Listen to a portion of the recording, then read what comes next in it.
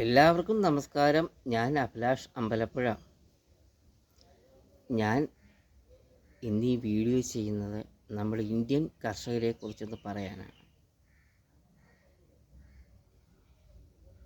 കർഷകർ ഇന്ത്യൻ ജനതയുടെ നിലനിൽപ്പാണ്. കർഷകർ ഇന്ത്യയുടെ നെടും തൂണാണ്. കർഷകർ കൃഷി ചെയ്തെങ്കിൽ മാത്രമേ ഇന്ത്യൻ ജനതയ്ക്ക് നിലനിൽപ്പുള്ളൂ. ഈ ആധുനിക കാലത്ത് കർഷകരെ പ്രോത്സാഹിപ്പിക്കേണ്ട നമ്മുടെ ഗവൺമെൻറ്, നമ്മുടെ നരേന്ദ്രമോദി ഗവൺമെൻറ് എന്തുവാണ് ചെയ്യുന്നത്? കർഷകരെ നിരുത്സാഹപ്പെടുത്തുന്ന ഒരു സമീപനമാണ് നരേന്ദ്രമോദി ഗവൺമെൻറ് ചെയ്തുകൊണ്ടിരിക്കുന്നത്. ഈ ആധുനിക കാലത്ത് കർഷകരെ പ്രോത്സാഹിപ്പിക്കേണ്ട നരേന്ദ്രമോദി കർഷകരെ നിരുത്സാഹപ്പെടുത്തുന്നു. എന്തുകൊണ്ട്? കർഷകർ സമരം ചെയ്യുന്ന രാജ്യത്തെ ഭരണാധിപൻ ദുർബലനാണ്. ദുർബലനായ ഭരണാധിപൻ ഭരിക്കുന്ന രാജ്യത്താണ് കർഷകർ സമരം ചെയ്യുന്നത്. നമ്മുടെ ഇന്ത്യൻ പ്രധാനമന്ത്രി നരേന്ദ്രമോദി ദുർബലനാണ്, അതിദുർബലൻ.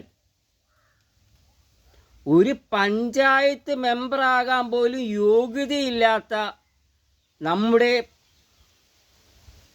ദുർബലനായ ഇന്ത്യൻ പ്രധാനമന്ത്രി നരേന്ദ്രമോദി കർഷക സമരം, ഒരു പഞ്ചായത്ത് മെമ്പറാകാൻ പോലും യോഗ്യതയില്ലെന്ന് കർഷക സമരം മൂലം നരേന്ദ്രമോദിയെ ഇന്ത്യയുടെ ജനങ്ങൾക്ക് മനസ്സിലായി, ഇന്ത്യൻ ജനതയ്ക്ക് മനസ്സിലായി.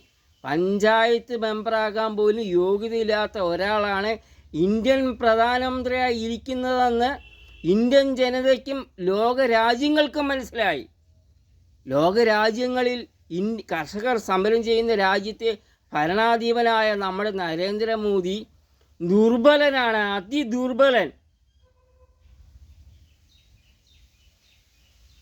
കർഷകർ ഒരു രാജ്യത്തിൻ്റെ നെടുംതൂണാണ്.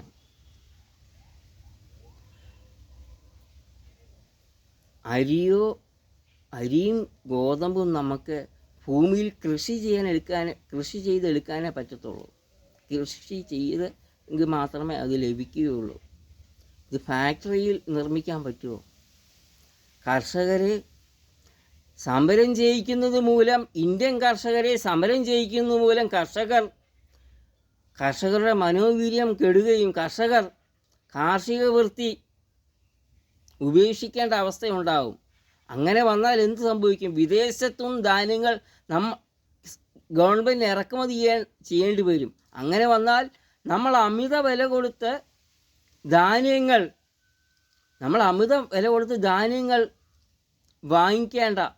വാങ്ങേണ്ട അവസ്ഥയുണ്ടാവും.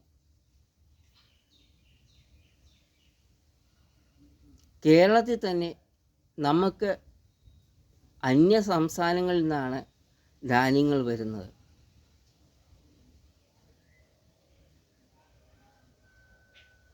ധാന്യങ്ങൾ അന്യ സംസ്ഥാനങ്ങളിൽ നിന്ന് വരുന്നത്, അവിടെ കൃഷിയില്ലാതെ നമ്മൾ എന്തു ചെയ്യും? അപ്പം ഇന്ത്യൻ കർഷകരെ, ഈ ആധുനിക കാലത്ത് ഇന്ത്യൻ കർഷകരെ പ്രോത്സാഹിപ്പിക്കേണ്ട നരേന്ദ്രമോദി, നമ്മുടെ ഭരണാധിപൻ നരേന്ദ്രമോദി ദുർബലനാണ്. അദ്ദേഹം കർഷകരെ നിരുത്സാഹപ്പെടുത്തുന്ന ഒരു നയമാണ് സ്വീകരിച്ചിട്ടുള്ളത്. നമ്മൾക്കെല്ലാവർക്കും അറിയാം, വൃദ്ധരായ കർഷകർ മാസങ്ങളോളം അവർ സമരം ചെയ്തു ഈ രാജ്യത്ത്. കർഷകർ സമരം ചെയ്യുന്ന രാജ്യത്തെ ഭരണാധിപൻ ദുർബലനാണ്. ദുർബലനായ ഭരണാധിപൻ ഭരിക്കുന്ന രാജ്യത്ത് മാത്രമേ കർഷകർ സമരം ചെയ്യാറുള്ളൂ. കർഷകരുടെ ന്യായമായ ഡിമാൻഡ് അംഗീകരിക്കാത്ത നരേന്ദ്രമോദി ദുർബലനാണ്, അതിദുർബലൻ.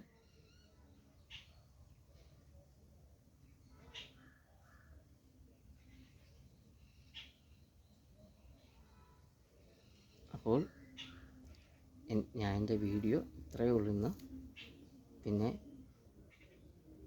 എന്തെങ്കിലും അഭിപ്രായമുണ്ടെങ്കിൽ കമൻസിൽ എഴുതിയിടണം.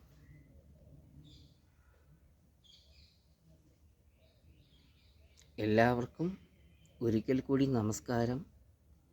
ഞാൻ അഭിലാഷ് അമ്പലപ്പുഴ.